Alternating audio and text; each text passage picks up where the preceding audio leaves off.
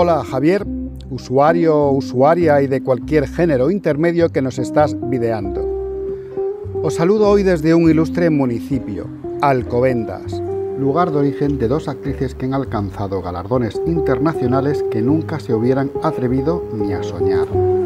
Milagros, Milagros, que me encuentro otra vez fatal, tengo unas ganas de vomitar. Pero el motivo por que nos hemos desplazado al Parque de Andalucía del municipio madrileño nada tiene que ver con esta pareja, sino con otra más mundana.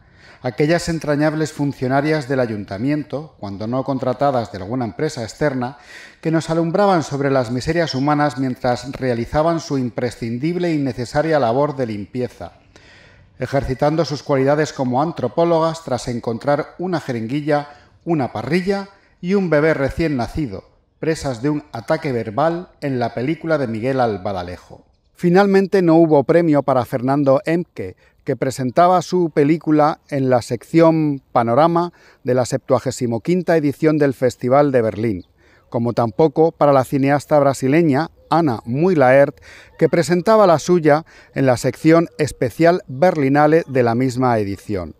Claro que esto no es óbice para que nos detengamos en su trayectoria artística, diversa en formatos, variada en disciplinas, dilatada en el tiempo, compacta en cuanto a temática y estilo se refiere, a pesar de estar en constante y continuo proceso de evolución. No sabría decir si lo que en este caso es una ventaja se debe tanto a la propia inquietud de la autora como a su capacidad para hacer de la necesidad esa misma virtud. Ana Muy Laert se forma en la Escuela de Comunicaciones y Artes de la Universidad de Sao Paulo, pero su primera incursión en el medio se produce desde fuera, por decirlo de alguna manera, a través de la crítica periodística para medios muy reconocidos en su pueblo como Isto É y O Estado de Sao Paulo. 3 años después, coincidiendo con su primer cortometraje en solitario, Rock Paulista, que anticipa la que será una de sus señas de identidad, la música brasileña, y tras colaborar como ayudante de dirección en una producción de Hollywood, Presidente por accidente, vira hacia la televisión, donde desarrolla a lo largo de una década una sólida etapa como guionista para programas infantiles y juveniles. En este periodo, además de entrar en contacto con uno de los colectivos que más importancia tendrá en su posterior filmografía cinematográfica, los menores de edad, ya sean niños, niñas o adolescentes, también inicia su relación profesional con el que será uno de sus grandes colaboradores, Kao Hamburger. A pesar de la estabilidad que pueda haber encontrado en la pequeña pantalla, Muy Laert sigue explorando otros medios y formatos, saltando al cine con la llegada del nuevo siglo. En este nuevo proceso nos encontramos con una bifurcación en dos claras vertientes, la que desarrolla como guionista para terceros y la que ejerce como autora de sus propias obras. Resulta casi natural que tras una década trabajando como guionista de formatos televisivos, sus primeras incursiones en la pantalla grande sean inicialmente en la misma labor. Otra cuestión es discernir cómo discrimina los textos que desarrolla. No se trata tanto de que distinga entre los relatos que se reserva para sí misma y aquellos que entrega a cineastas como Alain Fresnot, Vicente Amorim y sobre todo el mencionado Hamburger, ni tampoco una cuestión de militancia feminista, dirigiendo ella los textos protagonizados por mujeres para que los señores se encarguen de los dirigidos por hombres, porque no siempre es así. El hecho de que en ninguno de estos trabajos sea la única firmante me lleva a pensar que se trata de una labor meramente profesional, en la que puede implicarse en mayor o menor medida. Otra cuestión diferente podemos encontrarnos cuando hablamos de alguna de las series en las que participa. Formatos que nada tienen que ver con lo que había desarrollado en su etapa televisiva previa y en los que además de guionista es showrunner de algunas de ellas, lo que me hace pensar que aborda estos formatos de la misma manera que los cinematográficos. De lo que no tengo duda es de que cuando se decide a dirigir uno de sus propios relatos, escoge a aquellos con los que más se identifica, personajes en los que se reconoce y temáticas que reflejan sus propias inquietudes individuales y reflexiones personales, lo que implica una perspectiva muy concreta, la femenina, que no siempre es la misma que la masculina. Como bien decía Ignatius, la verdad es un concepto relativo, cada uno tiene su propia versión de la realidad, y Muy Laert tiene, desde luego, la suya. Precisamente, uno de los aspectos más interesantes de su obra es que podemos conocer a la autora a través de sus personajes. porque parece construirlos a partir de su propia realidad, la de una mujer y madre, la de una mujer y madre soltera, la de una mujer y madre soltera brasileña. Cabe destacar en el aspecto cultural una particular seña de identidad que antes adelantaba, la reivindicación de la cultura musical brasileña, puesto que independientemente de que sea folk, jazz, rock o música clásica, la banda sonora de sus obras es siempre genuinamente brasileña, eminentemente diegética.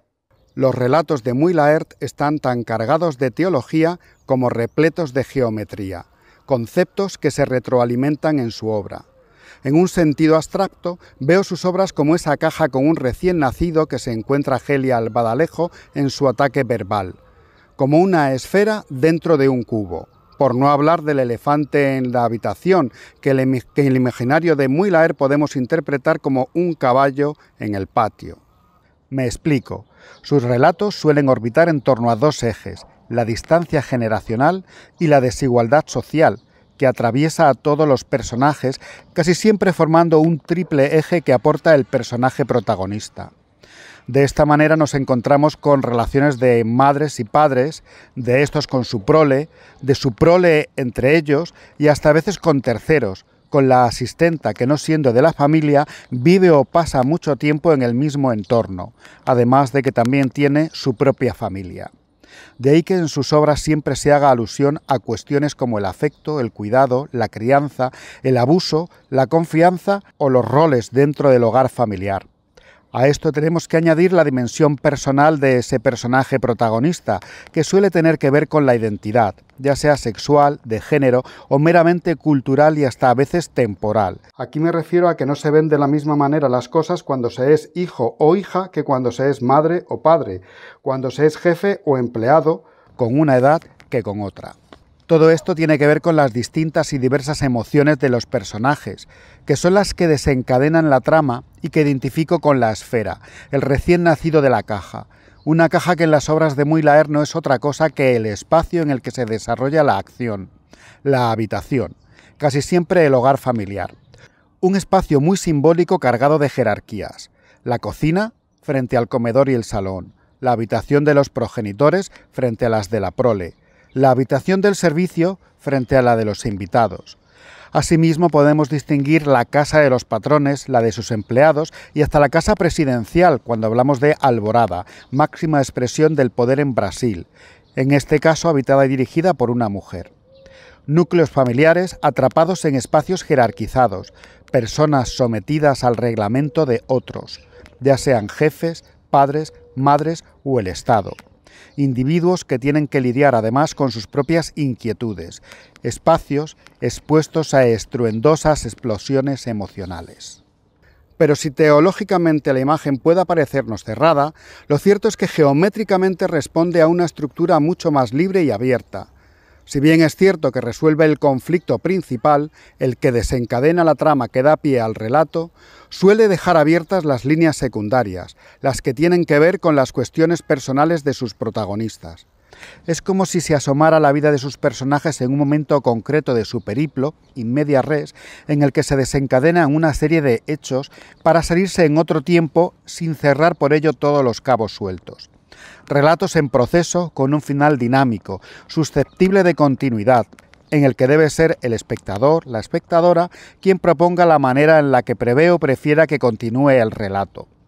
Para conseguir este efecto, Muylaert recurre siempre a una tan estimulante como interesante figura, la deixis de la fantasía, un recurso que excita la imaginación para obligarnos a ampliar lo que el relato sugiere pero no nos cuenta, tanto hacia atrás como hacia adelante. Explicado así puede parecer muy complejo, pero Muylaert ejerce esta estimulación de una forma muy sutil, sencilla y sugerente. Sucede lo mismo con el nivel de intensidad.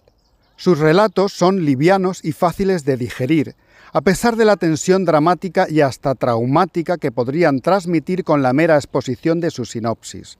No se trata de que reste importancia a los conflictos, en absoluto, sino de que sus personajes los encaran sin sensacionalismo, de la misma manera que lo hacemos nosotros en nuestra vida real, soportando y tratando de asimilar todo aquello que no podemos controlar, afrontando con dignidad la experiencia que a cada cual le ha tocado sufrir o padecer.